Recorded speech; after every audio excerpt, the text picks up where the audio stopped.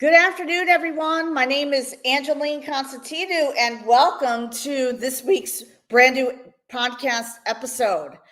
So, please like and subscribe to my podcast, Let's Break the Silence with Angeline. We are live on my YouTube channel right now, and please go to Spotify for podcasters, Spotify, Apple, Google, and all the live streams, as this podcast episode will be uploaded tomorrow. We launch podcast episodes every Wednesday morning at 7 o'clock in the morning. And like and subscribe to my YouTube channel. So today, I have an incredible friend, special guest. We are going to be talking to Nadia, founder, CEO, and holistic empowerment coach of the Brave Zone community. And we're going to be talking about learning how she kicked codependency through self-love. Okay. So with expertise in hypnotherapy and mindfulness, Nadia helps people shed childhood trauma, inducing limiting beliefs.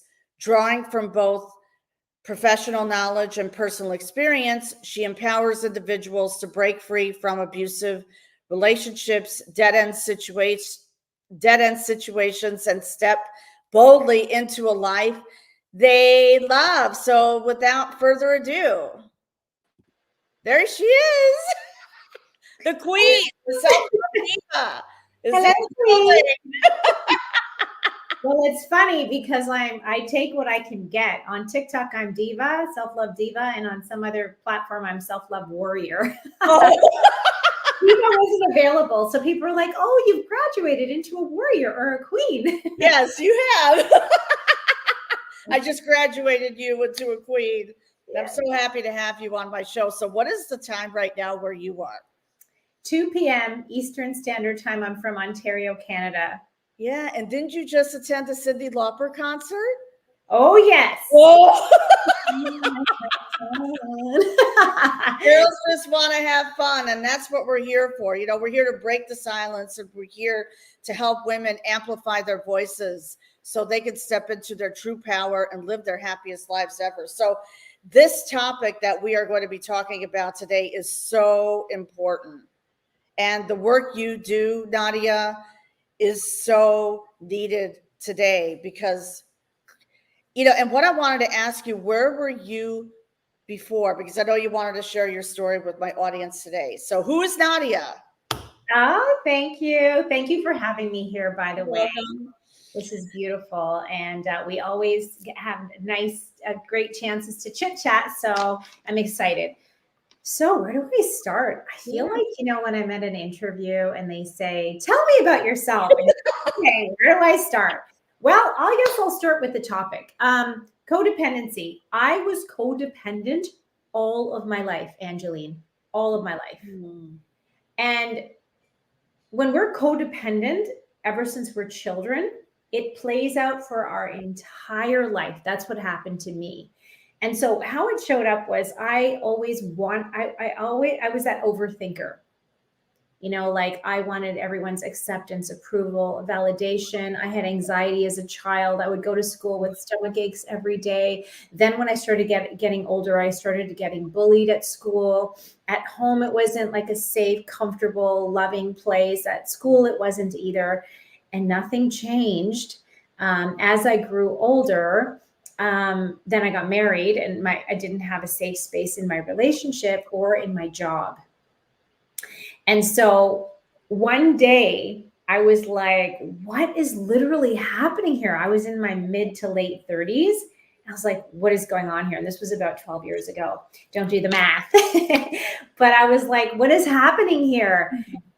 And so what I did was, because I was so codependent and I didn't have that sense of belonging since I was a kid, you know, Maslow's hierarchy of needs. Oh, yeah.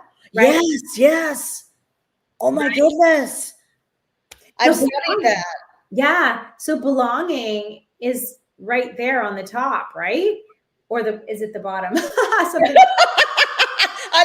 know. It's been a while since I looked at it. It's just one of the priorities, right? Maslow's hierarchy of needs. So belonging is really important.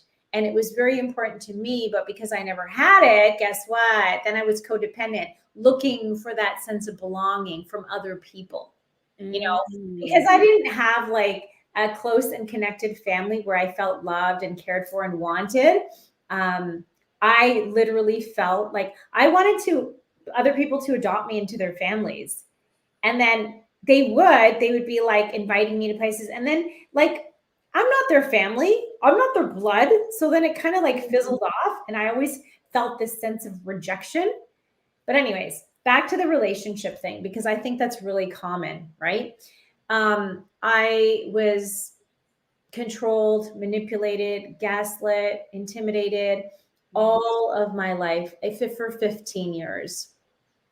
Wow. And people would see us together, and his true colors only came out in front of some people. And they were like, what is wrong with you? Like, I literally lost my self-respect and my dignity being in this connection. But because I was so codependent, I stayed. I tried to smooth things over. I tried to communicate better.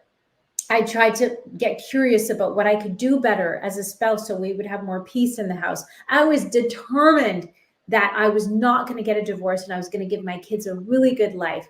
I was determined. And so that's why I stayed for so long. And it's not like it started later and we had a few good years. It started right away. So it started right away. Yeah. Control, the manipulation, the gaslighting, the intimidation, the guilt tripping, all of it. Like it started right away for me. And when was that pivoting moment when you made that decision to just surrender, take ownership? Oh, yeah. That was a beautiful moment. You know, I always tell people when something bad happens, it's actually something good. I reached my rock bottom in like 2009, and the harassment, I would say, of all things, control, manipulation, gaslighting, intimidation, all of the psychological abuse tactics, harassment was the worst. I would be in the kitchen cooking, and he would come in and bug me and be in my face. If I was doing yoga or meditation or reading or talking to a friend or going out for a coffee, like no matter what I did, Angeline, he was right there bothering me, harassing me. He wanted my attention all the time, like in a way that I couldn't handle it. And, you know, some of my friends used to say, we used to talk about our marriages, and they used to say stuff like, my husband stopped talking to me. So they were upset. So that's another form of codependency, right? But I never experienced that. Like, yes, when I wanted to talk about an issue, he would shut down and not talk about it or go off on different tangents. But I would say to my friends, that's a good problem to have. Right? Like, right. Yeah. When you're harassed and they're in your face all the time, you want peace. Peace is priceless. Even if nobody's talking to me, hey, peace is peace. Yeah. So our situations were different. So my moment in 2009 was like, oh my God, like it's a trigger warning. Well, I guess a lot of your podcasts are triggers. Yeah, but triggers are our teachers, aren't they? Yeah, because your podcast is all about this. So this ain't for the faint-hearted. If you're listening to Break the Silence, you better know that there is a trigger warning. Yes, there is. I love it.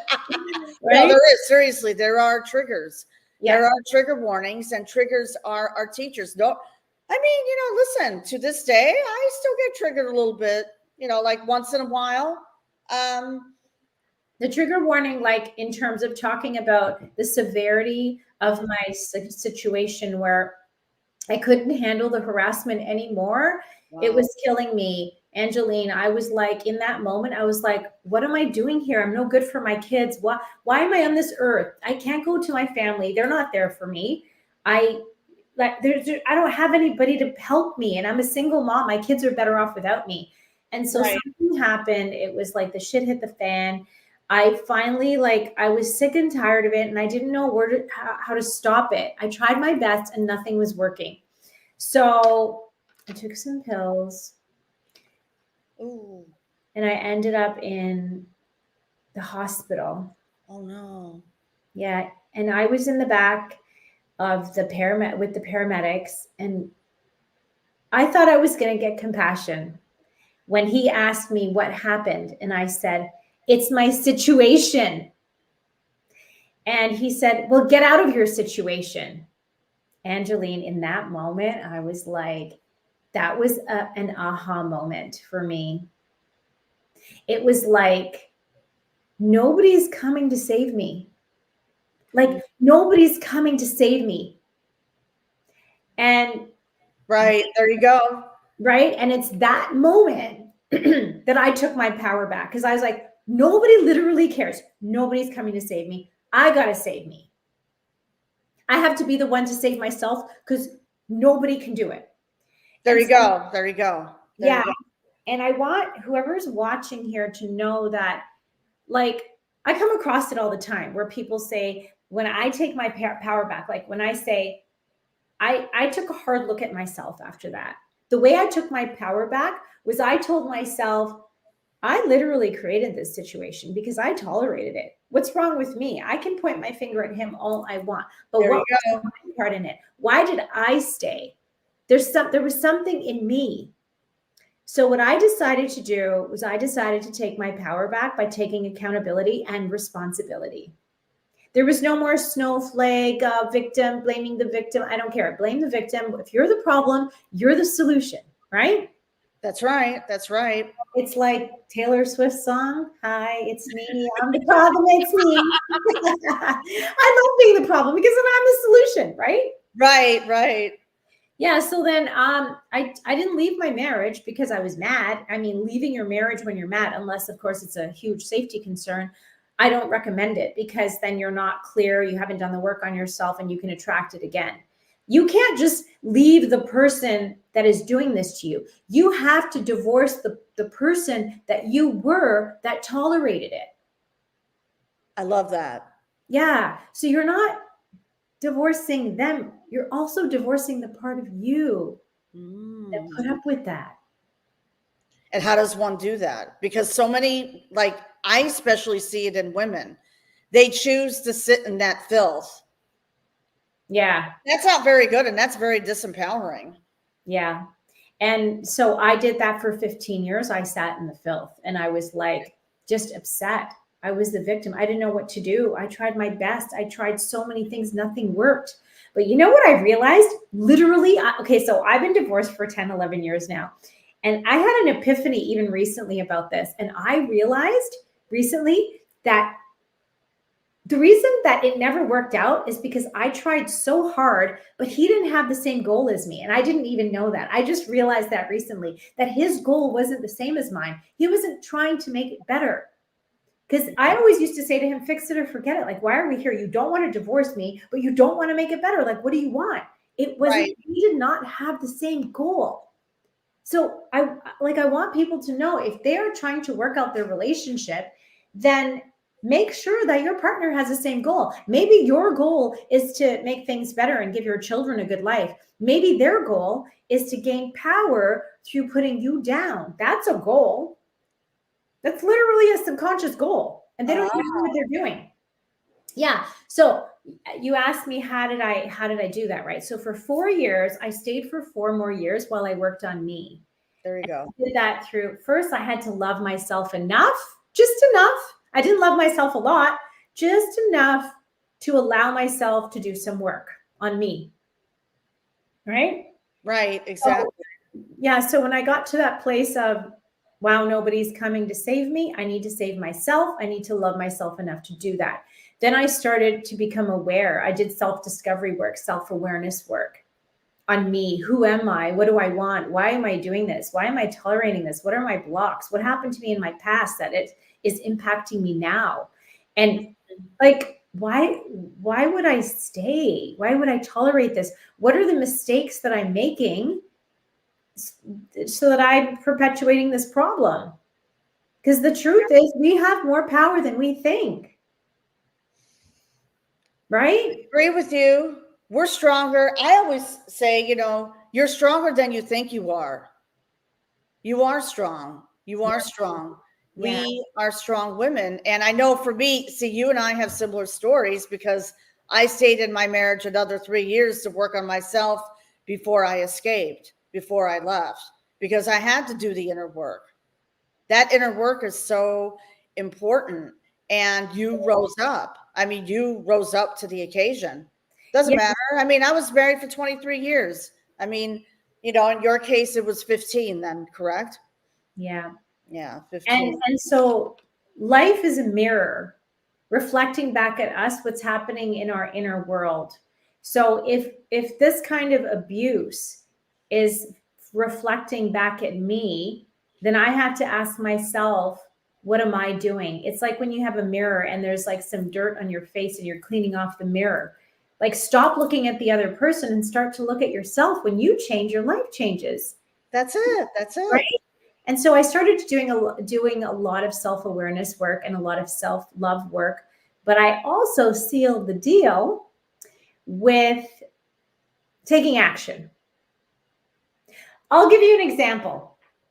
So part of my journey to self-discovery, I ended up in a meditation center. I started doing two things for myself when I got released from the psych ward after a few weeks. So basically what happened was I just blanked out. See how the subconscious does? It's like, whoa. Okay. So I got out and I was like, okay, you know what? I'm going to do something for myself. I'm going to do personal development, professional development, and I'm just going to get out of the house and do something for myself, right? Because I needed mental health, right? And I needed to just discover myself more. So one of the places I ended up was Toastmasters, which is a worldwide public speaking organization. And then another thing, and that was to improve my public speaking skills, not because I was working in a job where I had to do that. It was more about, I wanted to get over my panic attacks and just feeling disempowered and phobic of public speaking. Mm-hmm. Yeah. And because once, like when I first got my job at the school board, like years ago in my early 20s, I was asked at parents' night in the beginning of the school year to stand up and introduce myself to the community, to the parents and the rest of the staff and all that. Students were there. And I totally got nervous, right? So I was the poster girl for people pleasing, imposter syndrome, codependency, panic attacks, all that stuff. So that was one of the things I had on my list. And I was like, you know what? I'm going to do that. I'm going to tackle this. I'm going to grow myself as a person. The second place I ended up was a meditation center, like I said. And I took this course for about 10 months. The concepts they were teaching here were interesting, but some of them contradicted the religion I was raised with, which is Islam, right? Right. So the whole time I took what I took and I left the rest because I wanted to keep my religion and I only believed in my religion. Fear-based. All of a sudden, not even gradually, all of a sudden one day I had an epiphany. I would think I was in my car and I was like, hold on a second. I was lied to. Everything I was taught, I was lied to. This is actually the reason this is happening to me. And I got my peace because I realized, because one day I was like, why are all these bad things happening to me? I'm a good person. Why is this happening to me? Like everything I ever did, I'm not perfect, but I'm a good person at my core. You know what I mean? Exactly. That's what made me question life. Because all I wanted was love, loyalty, support, belonging. And there was one day, so I got better. Obviously, hello, I'm living to tell about it, but I gained my peace. You know that saying, Angeline, you don't have to you don't have to wait for the storm to pass. You just need to learn how to dance in the rain. Dancing in the rain. Right? And it's right, exactly. Yeah. So like when the shit hits the fan, you don't need to wait for the shit to hit the fan. You just need to find your calm and peace inside. There you go. There you go. The shit did hit the fan though, Angeline, because, and I was prepared for it, because now I'm starting to ruffle feathers, because now people are not liking that I'm left my religion. So what? Yeah, they didn't think that, wow, like you're so much better. You have your emotional and mental health. All they were thinking about was you're bad because you left the religion. So the moment that I decided to get a divorce, when I made my decision with conviction, I was done. Done like dinner, baby. 2011. 2011, I'm in my bedroom with my husband. He's on the phone. You know the landlines we had that was connected to the cord? He's on the phone with my mother. They're talking shit about me because I left my religion. In that moment, I said, wow, like my mother did it because she's getting older and she's very fanaticky about religion. She's all fear-based and she's projecting that. And yes, she did overstep by talking to my husband about it. But I expected more from him, because I literally left that situation that I was raised with, no love, no loyalty, no support, to go into a relationship so that I would get that, right? I made the biggest decision of my life based on fear, based on avoiding pain, and not my truest authentic desires. It was more about I want out of fear. So I get into this relationship, and they have this love-hate relationship. They don't even like each other, but they'll go against me. So he's talking about me with her, and I'm just like, okay, I'm not going to change her, but you, hello, I married you, and I thought you would be there for me. And I said to myself, what is wrong with you? The very thing that you wanted is the very thing that you don't have. What are you doing here? Are you stupid? I literally said, like, have you no self-respect? I literally had a good talking to with myself. I gave myself shit, actually. You gave yourself some self-talk. Yeah, lots of self-talk. And I gave myself a good talking to, a good lecture.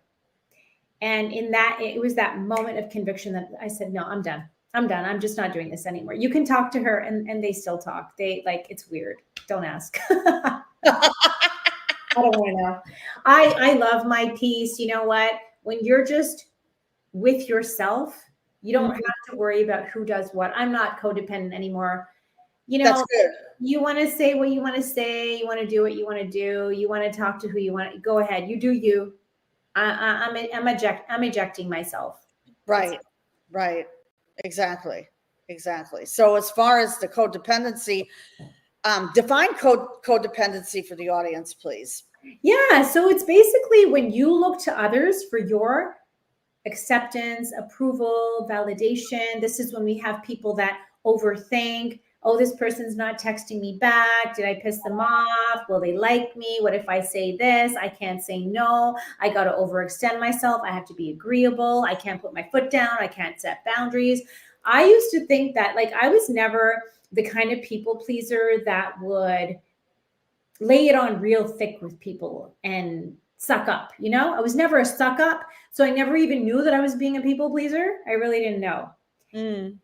But I was, because say he threatened me or something, like he would get mad at the drop of a hat and call me names. And I didn't believe that you're in a relationship, you're going to have problems, but why are you calling each other names? Right? Exactly. So if he would do something like that, and then we'd have to go like to a dinner party or something like that to his friend's house, like all these families got together when our kids were little, and I would get mad, but I would still go. And you see all these pictures of me now. I could show you pictures, girl, where I was at parties or hosting parties or went to all these events. You could see the sadness in my eyes watering. You could see my eyes watering. Yeah. I was very unhappy, but I didn't set a boundary and say, no, I'm not going. I don't want to go. I was scared to set that boundary.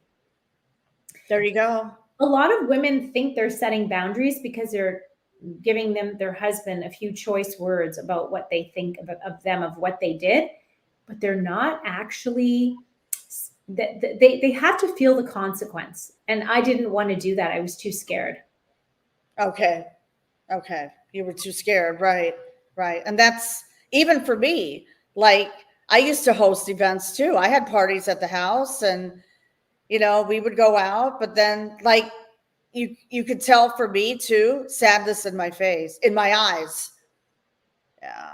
The Wow. eyes are the windows to the soul, right? Oh. And it was bad even when we would go to like take the kids to their sports, and then later on when I got divorced and I was taking my kids to sports stuff, and I'm like, wow, I'm here by myself and I don't care that I'm divorced. I'm happily divorced. I used to be very ashamed, like, oh, I'm going to be the mom that is there alone without her partner. I was highly embarrassed about that for a long time, and that's one thing that kept me staying, because I was ashamed and I didn't want to. Like, I remember once I wanted to practice, so I took my boys ice skating one night alone, and I did this a lot anyways because he would travel for work, so it's not like I was never out with my boys alone, but in my mind it was like, oh, I'm going out as a divorced woman, but I wasn't yet divorced, right? Right. So then what I did was, it was like me dipping my toe in the water. And then after, it was a Friday night, after we went ice skating, I took them out to a sit down restaurant and I said table for 3. And I didn't feel good about it. I didn't feel good about it, Angeline. I wasn't ready. I was still very ashamed. And then I didn't stay for much longer because I said, suck it up, Buttercup. There you go. There you go. Why are you ashamed? That's your problem.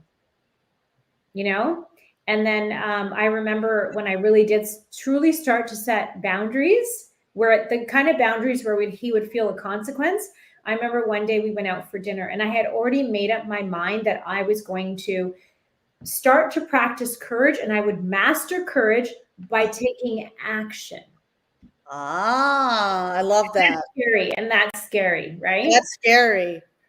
So one day we were at a restaurant and he would belittle me a lot. So if I were to share my opinion on something, and I would say, oh yeah, I saw that in the news too. Like, he would watch the news, not me. But I was saying, he was sharing something about in the news. And I was like, oh yeah, the meditation center, they see the exact same thing as you're talking about. That's what I said and how I said it. And he looked at my kids. They were 12 and 7 or 8. And he looked at them, not at me. He looked at them and he said, kids, you know what your mother is talking about right now? She's stupid. She doesn't know what she's talking about. She's talking stupidity. And I said, excuse me?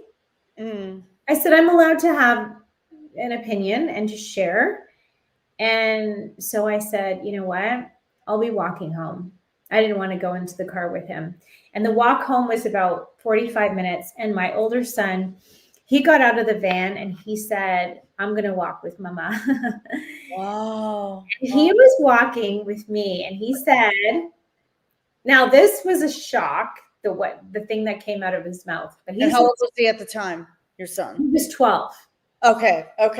Yeah. So he said to me, don't worry. One day when you get divorced, you're going to be very happy. Wow. Oh my God. Ooh. But he was 12. He's now 23. There was a lot that happened after that where his authentic self, that message came out that day, but it didn't stick for too long, but I felt it came out like it was so genuine, right? But that's listen, when you're codependent, you know this, right? You get it from all angles. Everybody starts to test you. Okay. It could be your kids too, right? So maybe you started out with your mother and your father and your sibling, and then your husband, and then your kids, and then your workplace, and then your people at school and people at work. It's just everything, everybody. And then you start to say, hey, I'm the common denominator. It's me. Why is everybody thinking they can walk all over me and test me? Test my boundaries, right? So it wasn't pretty. Lots happened. I'm not going to sit here and say it was easy. It was not easy peasy. But it felt easy because of my mindset. There you go. And from that point, when was your divorce final? From that time that your son spoke to you and said that? So I think I left about a year later. I was separated for a few years and I lived in my own place and lived my own life, but we didn't get legally divorced for 3 years, but for no reason. It was just like, I was in no rush because I knew I wasn't interested in getting married again. Right. And Oh, okay. I wasn't pressuring a legal divorce, but then we ended up just getting one 3 years later. End up getting one. Okay. And then what happened right after that? So when I got divorced and I picked up my legal document from the court, Angeline, I didn't. How did you feel? Oh my gosh. I didn't feel any different. I didn't feel any different because I'm the kind of person that thinks that, like, I was already excited when I got my own place. That was huge for me because the divorce is just paperwork to me. Just like a marriage is paperwork, divorce is paperwork. That's true. And so I thought I would feel differently when I picked up the paperwork, but then I'm just like, I've already been living my exciting life. It already started. I already have my own place. Like, life is already great. So it wasn't like I was more excited. You know what I mean? Right. Exactly. It's like, for me, the most empowering part was moving into a new place, a new apartment, and you feel like 8 million pounds has been lifted off your shoulders. So how did that make you feel, like when you got your new place? And that. woo. I was excited. I was at peace. But like a year later, I'd find myself cooking in my cute little kitchen by myself. And then I would start to cry randomly because I would remember how bad it was. And I never knew how bad it was until I left.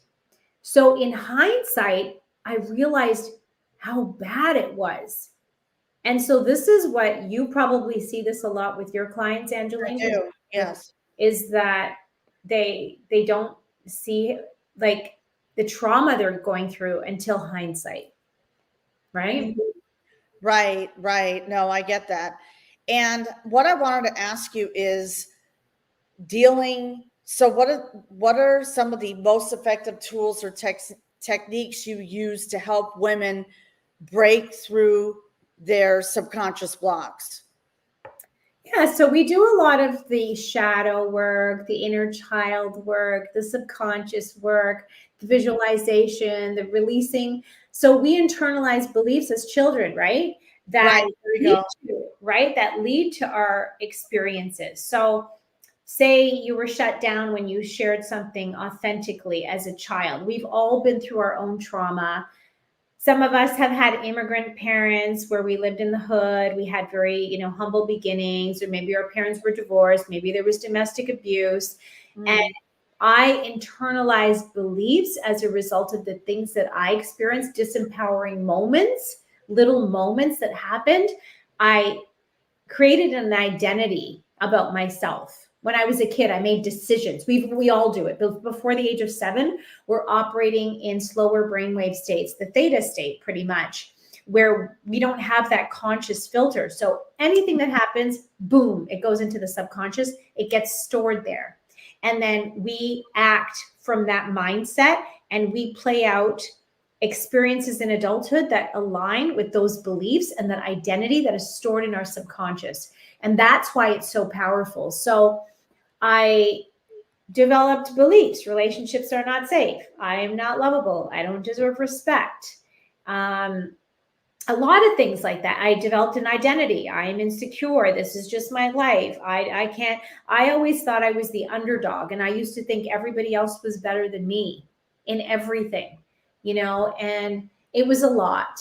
And if you're vibrating at that frequency, like if you believe those things about yourself, you're going to vibrate at the frequency. It doesn't matter how much you fake it. And then you're going to attract people that are going to exploit that. There you go. You hit the nail on the head.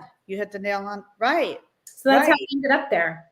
And that's how we end up there. So how can men and women, how can they begin to recognize their own limiting beliefs, and what steps can they take to start overcoming them? The one thing that I did, and I learned this in the meditation center, was to become aware of our thoughts, right? Mm-hmm. So the first thing that we need to do is to just live in the now, right here, right now. What are you experiencing? And then when you become aware of how you're feeling in the moment, you're going to be aware of what your thoughts are. And then that self-awareness, because I learned a lot about myself by doing that. I was like, oh, this is how I feel. This is what I'm thinking. I'm thinking I can't do this. I'm thinking if I say this is what's going to happen. I'm thinking that they're going to get mad at me and they're going to judge me if I order the chicken instead of the fish because it's not halal or kosher. Okay. So now what I need to do is I need to calm down, calm my nervous system, ask myself if it's worth being inauthentic for. Like when I reached that fork in the road, I was like, should I just pretend because it's going to be too hard to tell them that it's like coming out, like I don't believe in this religion anymore. I'm not part of this identity. There was a lot of pushback, a lot of bullying, a lot of isolation, a lot of like bullying, harassment. Right. Spiritual abuse is real. Boy, it is real. And I feel it's just there more than ever. Why is that? Yeah. Can you give us an example of spiritual abuse? Can you give us an example? Yeah. So God doesn't like that. You're going to go to hell. But a lot of harassment, like when I was reading books, I would take the covers off of my books because he didn't like those metaphysical books, spirituality books. I was searching. It had nothing to do with him. I said, listen, even if I wanted to believe what you believe in, I can't. I'm going through something right now. I went through so much trauma in my life. I need to find my peace. If you actually love me, you'll be okay with letting me read books. Letting me read books? What is that? I'm not hurting anybody. I said, there are as many paths to God as there are people in this world. And I'm going to continue. I remember I said this one time. I said it shaking, but I said this. I'm going to continue to do what I'm doing because I'm not hurting anybody. And you're going to just have to decide how bad it's bothering you. And you make your decision accordingly. But I need to do what I need to do for me. Right. There you go. I used to take covers off of books. I used to close the laptop quickly when I was watching YouTube videos that would help me. So, I was searching, like I said. He even followed me one morning I went to the meditation center. I would go there at 5:30 in the morning or 6 o'clock in the morning. And right. He was in his car and he followed me. And he opened the door and he got there. And the guy that was there was like, oh, this is so unacceptable. Cause he walked in the door and we were all upstairs in the meditation room. And so, yeah, he was not impressed. And later on, he said, if I had known where you were going all this time, I would have stopped you.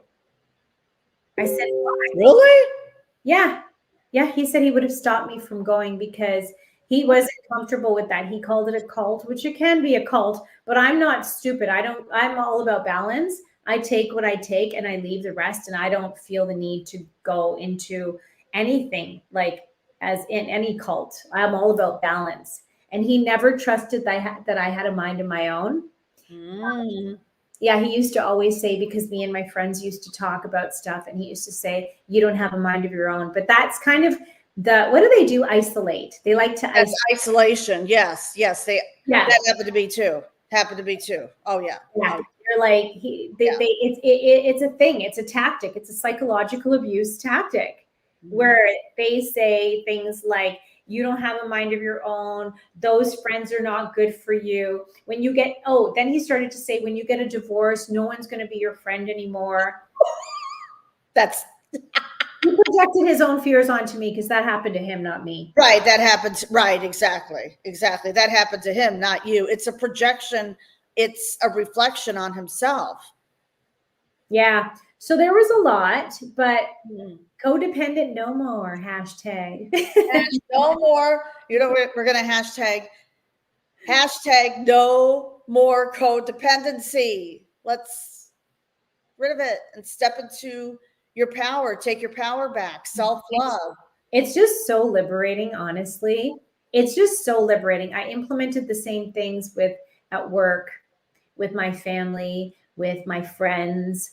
I don't care. I'm just living my best life. And if people love it, they love it. If they don't, they can see their way out. Like, don't hit yourself on the way out. Right. Exactly.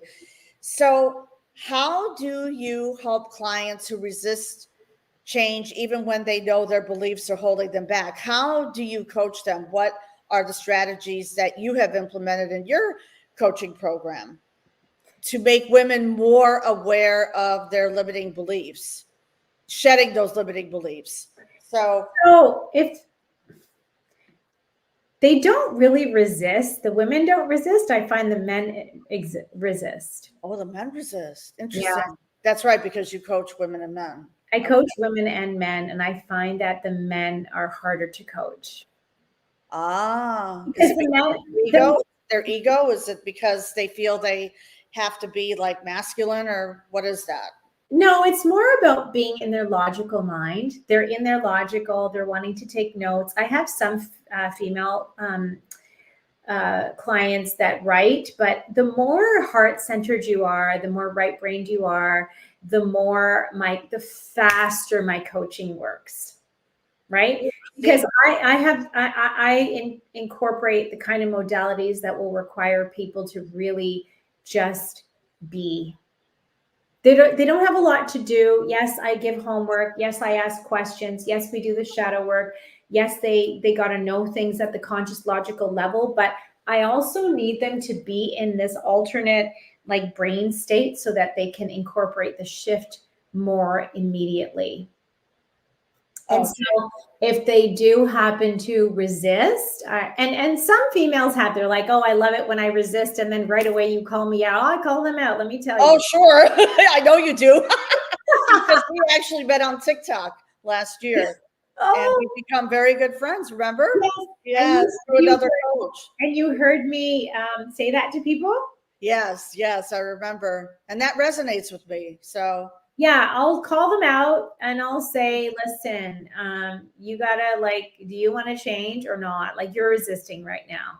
And the other day I was meeting with a client and they were like, they wouldn't do something I asked them to do that was very simple. I created something very bite-sized for them because I knew that they're overwhelmed and they don't want to do a lot, but I need them to create the new pathways in their brain. So I give them things to do, but I was intentional about making it extremely simple. So I felt like when I was going to get on the call with them the next time that it was going to be done. Okay. It was so small. And then they were saying I couldn't because of this and this and this and this. And then in my head, I'm like, okay, that's just an excuse. So I didn't say that. But what I did was I asked them certain questions, I took their mind to a certain place and I let them visualize something. And I said, so what's coming up for you? And then they're like, excuses, excuses, excuses. Oh my God. Thank you. Because I wanted them to say it. And it came out. Right. There you go. There you go. There you go. I love it. I love it. I love what you do, Nadia. Thank you. So I love what you do. So can you share a success story of a client who transformed their life by breaking through their blocks? Yeah. So I'll share my very first client, my very first paid client. Good. Because I've been doing it all my life, right? But she was, and I'll share this one because it's breaking the silence, which is very relevant to your niche. Good. So this client was in a physically abusive relationship.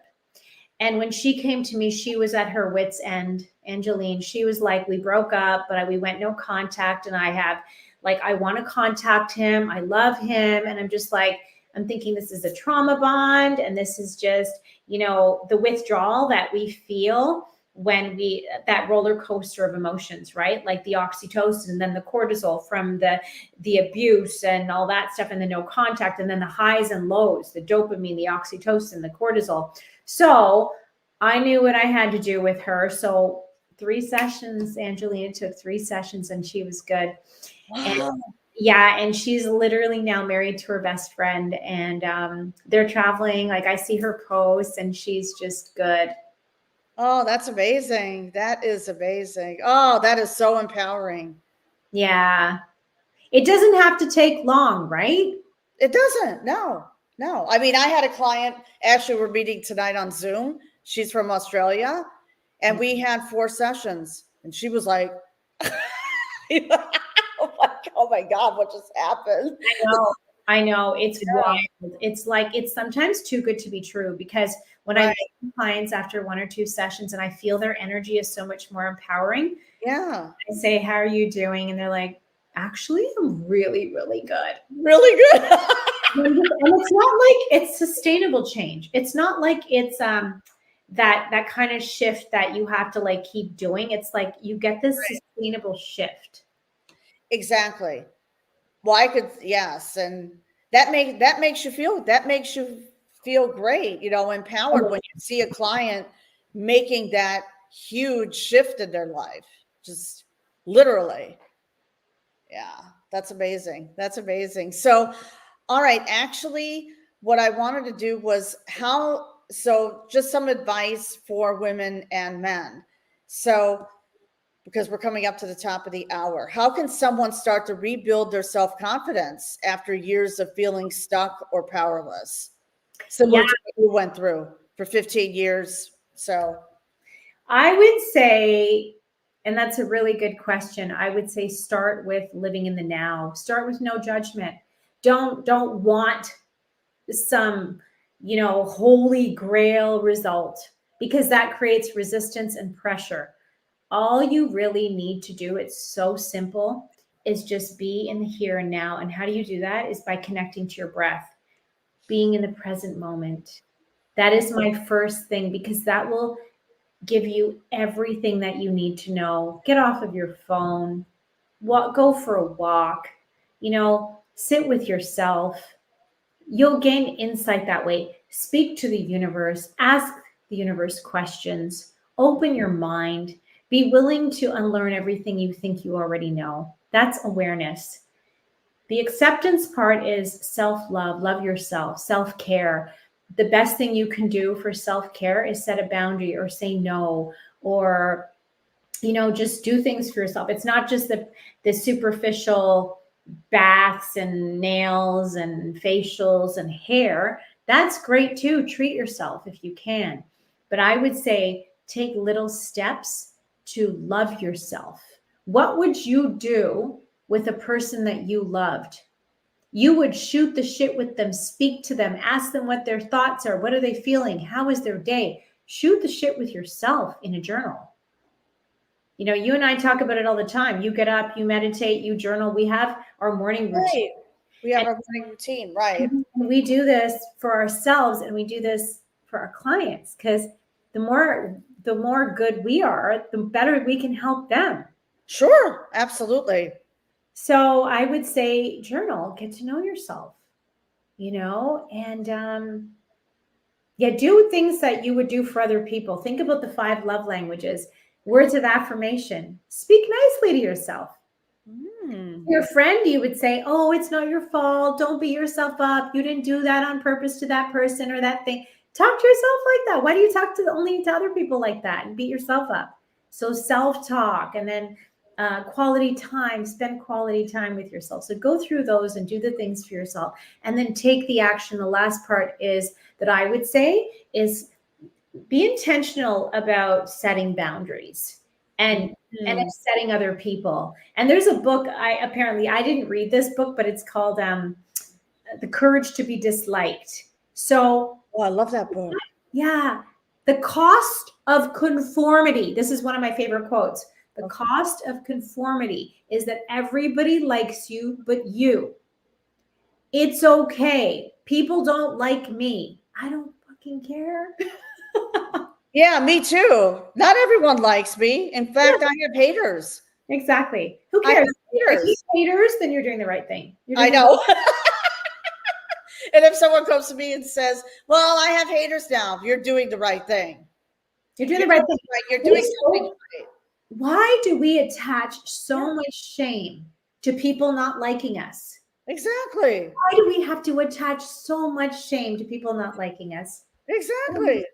That is boggling, because there's, people feel ashamed. They're so worried about what other people think that they will just latch on to people. And then if they, if they don't respond in a favorable way, then they get all upset.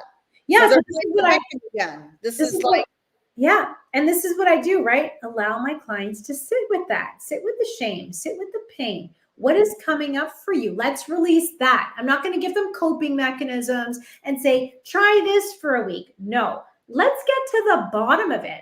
Why are you ashamed? Let's sit with that shame. What's coming up for you? I see my hair going all over the place. There's a little blue tint to it too. Must be Cindy Lauper look or something. Got my hair colored, and little did I realize. I love it though, but see, who cares? Who cares? Yeah. So yeah, it's about getting to the root. Getting to the root. Okay. Well, this is so empowering. Now, how do people get in contact with you? Well, I have a free gift for everybody here if they want to go and do a quiz on my website, bravezone.ca. Braver, like as in bravery, but bravezone.ca. There we go. You have it up there. Thank you.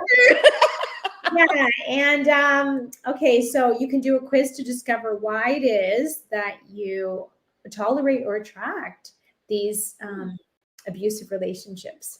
Yeah, there you go. There you go. And the subconscious block quiz, take that. That's a free gift. And also people can reach you on Instagram then, correct? Yeah. There you go. Wow, look at you. You're all so techy. I'm here like B-R-A. I know. You know what it is? This is learning. If you could have seen my first couple podcast episodes, I fumbled, but guess what? It was powerful. That's all that counts. That's amazing. You know what song comes up for me now for you? I'm so fancy. I love it. I love it. I love it.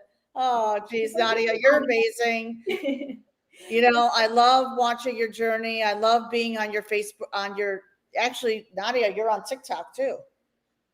Yes, okay. TikTok is Self-Love Diva. Okay. Let me just put that in. Okay. Self-Love Diva. Yes. Okay. All right. Let me put that there. I think I did it right. Self-Love Diva. Yes. Yes. Yeah. TikTok. Yeah. Beautiful. Thank you so much for having me. Oh, you're welcome. You're welcome. My pleasure, Nadia. You provided so much insight, so much hope and motivation and empowerment, you know, for people to actually just get out of their own way, you know? That's exactly what it is. Yeah. Getting out of your own way and just step into your true authentic self and be authentically you. Exactly. That's really important, right? Absolutely. Absolutely. Okay. So stay in the green room here for a few minutes. We're going to end the live right now. So everyone, please go ahead and if you have not subscribed to my YouTube channel, please like and subscribe at Let's Break the Silence with Angeline. And this podcast episode will be uploaded tomorrow on Spotify, and it'll go to all the live streams, Apple, Google, iHeartRadio. We're now on Amazon Music, which is great. So we are growing and evolving. So on that note, I wish you all an amazing day. Bye. Bye.